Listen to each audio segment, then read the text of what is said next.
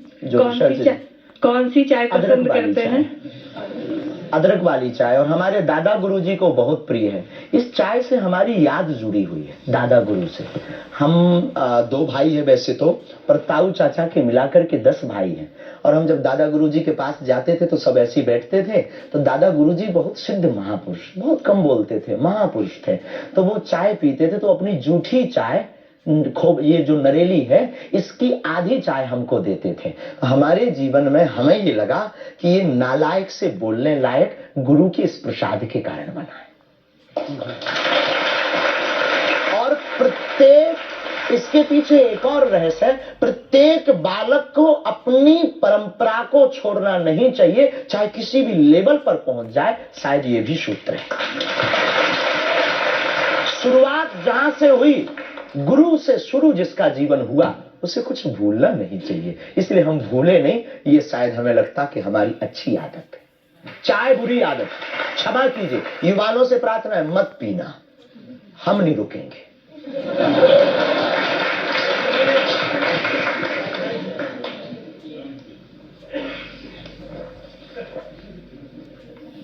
और हमारे दादा गुरु ने तो श्लोक भी बनाया, कहो तो सुनाऊं?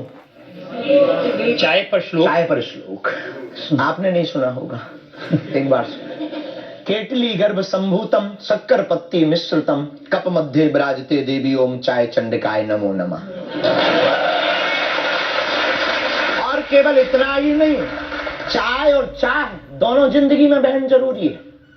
चाय हमारे लिए जरूरी है क्योंकि हमें लगता कि चाय से गुरु की याद आती है, और जिससे ईश्वर की याद आए वो बुरी चीज भी अच्छी है। और चाह, परमात्मा को पाने की चाह भी जिंदगी में बहुत जरूरी है। जिसके अंदर ईश्वर को पाने की चाह होती, वो आदमी भी नंबर 1 का होता। चाह पैसों से आनों में आती रही, चाह आनों से रुपया बनाती रही, चाह रुपयों से नोट बुनाती रही, चाह नोटों से कोठी चुनाती रही, चाह कोठी में मोटर मंगाती रही, चाह मोटर से होटल में जाती रही, चाहे होटल में बोतल खुलाती रही, चाहे क्या क्या ना करती कराती।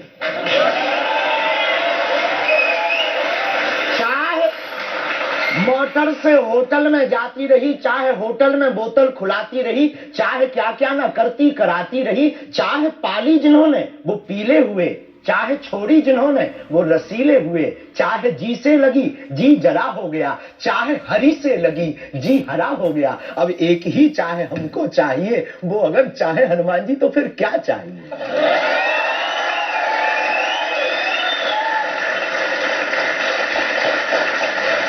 अब आप ये मत कहना कि ये डायलॉग बाजी है क्योंकि हम आपकी अदालत में ये कहने, हमारा कोई भी बयान डायलॉग नहीं है। हमारा प्रत्येक बयान हमारे युवाओं को और भारत को जगाने का है। मैं तो सोच रहा था कि आपको पहले से पता होगा कि मैं क्या पूछने वाला हूं। शायद ये जो चाय आप पीते हैं, इससे एनर्जी आती है, ऊर्जा आती है, शक्ति मिलती है? लगभग गुरु की याद आती है। और देखो चाय पीना, देखो सच बात यह है कि चाय पीना ठीक नहीं है, चाय हानिकारक है, भूख मारती है।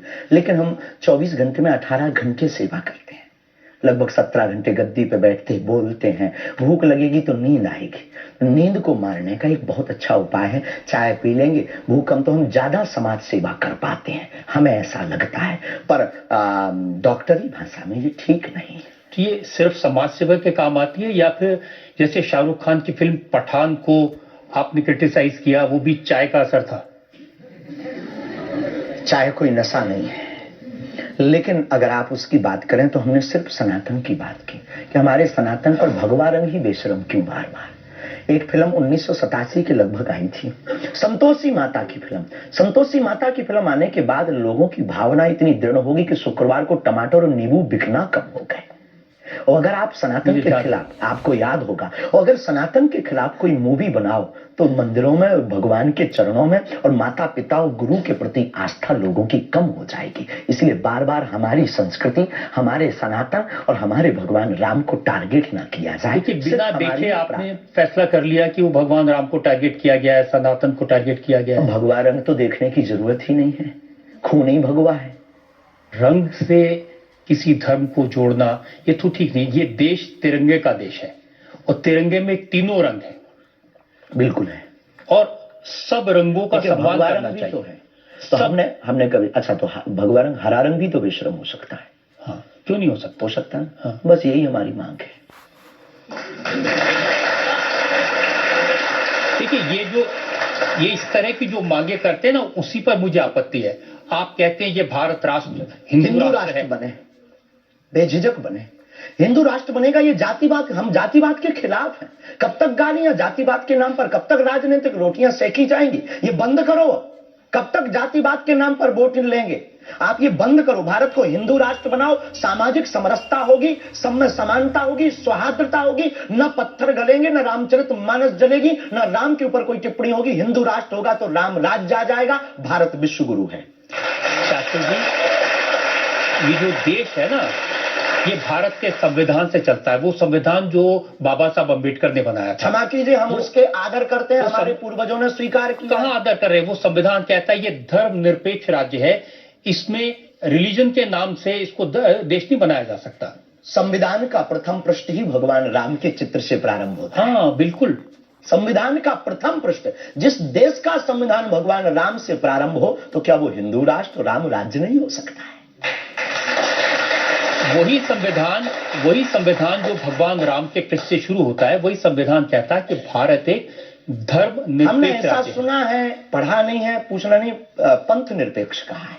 धर्म तो सिर्फ सनातन नहीं, धर्मनिरपेक्ष। हाँ, तो धर्म सिर्फ सनातन है, बाकी सब पंथ। देखिए, और जो देश धर्मनिरपेक्ष